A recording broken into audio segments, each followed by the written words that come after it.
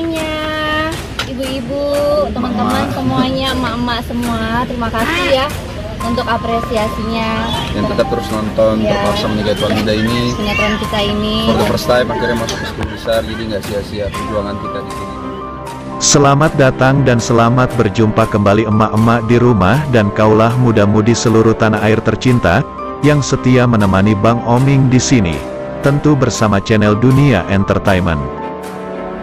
Kali ini akan memberikan kabar terbaru, terhots, teraktual dan terpercaya seputar Terpaksa Menikahi Tuan Muda. Yuk, kita simak dan tonton sampai selesai. Namun sebelum kalian bergabung dengan channel ini, marilah bergabung bersama-sama dengan cara subscribe dan aktifkan lonceng notifikasinya, agar kalian senantiasa mendapatkan kabar menarik penuh sensasi. Dunia Entertainment hadir untuk menghibur penggemar setia emak-emak di rumah. Dunia Entertainment akan menyajikan dan mengulas seputar Terpaksa Menikahi Tuan Muda yang sudah terhipnotis dengan keromantisan, keseruan serta ketegangan. Tentu ada konflik baru yang bikin emak-emak baper. Bang Oming hadir kembali untuk menyajikan Terpaksa Menikahi Tuan Muda yang dinanti-nantikan penggemar setianya. Mengawali terima kasih sebelumnya atas semua motivasi dan partisipasi penonton Dunia Entertainment. Ayo, pantengi terus channel ini, jangan sampai bergeser kemana-mana guys. Semoga kalian senantiasa diberikan kesehatan dan kemurahan serta keberkahan rizki oleh Tuhan Yang Maha Esa. Amin. Diawali dengan Abimana sampai saat ini tidak tahu jika Alia meninggalkan dirinya sehari sebelum hari pernikahan karena perbuatan Anita. Anita menculik dan menyekap Amanda agar tak jadi menikah dengan Abimana dan memfitnah telah membawa uang perusahaan sebanyak 10 miliar. Padahal 10 miliar itu Anita gunakan untuk membayar anak buahnya yang menyekap Alia dan dihabiskan untuk berfoya-foya. Sepintar apapun Anita menutupi kebenaran dirinya mencuri uang perusahaan 10 miliar, akhirnya Abimana mengetahui kakak perempuannya lah yang telah melakukan fraud, kecurangan dalam perusahaan. Kelicikan Anita terbongkar karena Abimana marah ke Amanda karena mencuri uang perusahaan sebanyak 10 miliar. Amanda yang tidak merasa melakukan tidak tinggal diam. Dirinya menjelaskan tidak pernah membawa uang sepersen pun dari perusahaan Sudirja dengan cara yang haram. Amanda kesal dengan Anita karena telah memfitnahnya. Dirinya menghungi dan meminta untuk bertemu dengan tujuan menanyakan motif kakak perempuan Abimana itu memfitnahnya. Tapi Anita yang berulang kali Amanda telepon tak menunjukkan respon baiknya, malah menipu dengan membuat Amanda menunggu lama di cafe Rainbow. Anita yang mengetahui ada Amanda yang akan menemuinya dari Jumi pun memarahi asisten rumah tangganya itu untuk mengatakan dirinya tidak berada. Amanda merasa aneh dengan Jumi yang mengatakan Anita tidak ada padahal sebelumnya memberitahu Anita berada di dalam. Amanda dan Jumi sempat terlibat percekcokan karena mantan Abimana ini tidak percaya dan meyakini Jumi menipunya. Beruntung Abimana datang di saat yang tepat, Amanda dapat menemui Anita dan menamparnya karena telah memfitnah dirinya. Akhirnya Anita mengakui jika dirinya lah yang sudah mencuri uang perusahaan 10 miliar. Abimana yang mendengar kakak perempuannya lah pelaku pencurian uang perusahaan Sudirja, menangis karena merasa kecewa ditipu.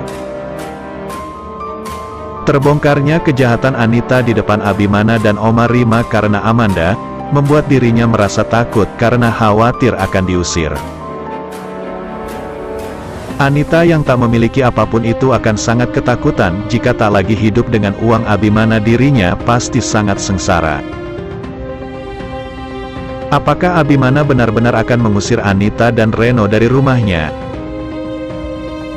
Pada episode yang akan tayang pada episode selanjutnya, Abimana yang menangis karena ulah Anita berpikir untuk mengusir, tetapi dirinya juga merasa iba, kasihan. Abimana akan mencurigai Kinanti berpaling ke pria lain dan mengubah ahli waris atas semua harta kekayaannya. Kinanti yang mengerti alasan Abimana tidak bisa berbuat apa-apa, dirinya akan menyampaikan jika akan terus setia meskipun nantinya Abimana akan menua, Abimana miskin dan lainnya. Saksikan Terpaksa Menikahi Tuan Muda untuk terus update kisah Tuan Muda dan Kinanti.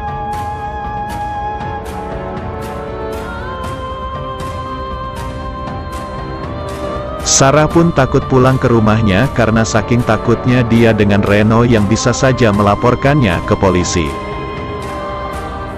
Reno yang telah tiba di rumah Ana tampak begitu terkejut saat mendapati Ana sedang dalam keadaan pingsan. Reno bertindak cepat dengan menerobos masuk ke rumah Ana dan membawa pacarnya itu ke rumah sakit. Sementara itu, Abimana dan Kinanti yang tela dikabarkan perihal kejahatan yang dilakukan Sarah terlihat sangat marah. Abimana dan Kinanti segera mencari Sarah dan mendesaknya untuk bertanggung jawab atas apa yang telah Sarah lakukan kepada Ana. Namun, Abimana dan Kinanti tak dapat menemukan Sarah. Alhasil, Sarah pun dilaporkan ke polisi oleh Abimana dan Kinanti.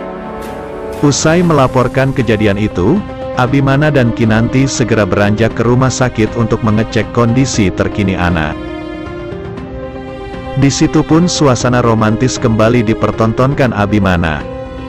Abi membeli teh manis hangat untuk Kinanti, agar Kinanti tak sakit dan masuk angin. Soalnya menurut Abimana, jika nanti Kinanti masuk angin, Abimana pasti akan diminta untuk mengerok tubuh Kinanti lagi. Kinanti yang melihat suaminya begitu perhatian kepadanya pun tersenyum bahagia, sambil menatap dalam wajah suami tercintanya itu guys. Di tempat pelarian Sarah berbuah naas, Sarah terlihat begitu ketakutan karena disekap oleh seorang laki-laki tak dikenal. Rupanya ketika sedang berada di dalam mobil, Sarah diculik oleh beberapa orang laki-laki yang berniat memeras keluarga Sarah. Selain Sarah, di tempat itu juga sudah ada beberapa wanita lain yang bernasib sama dengannya. Abimana dan Kinanti sedang terlihat menjenguk Ana di ruang rawatnya. Kinanti berjanji akan membantu Ana sampai Ana sembuh. Tapi Ana justru mengatakan bahwa jika Kinanti ingin benar-benar membantunya, maka Kinanti harus mencari Sarah sampai ketemu dan menyerahkannya kepada polisi.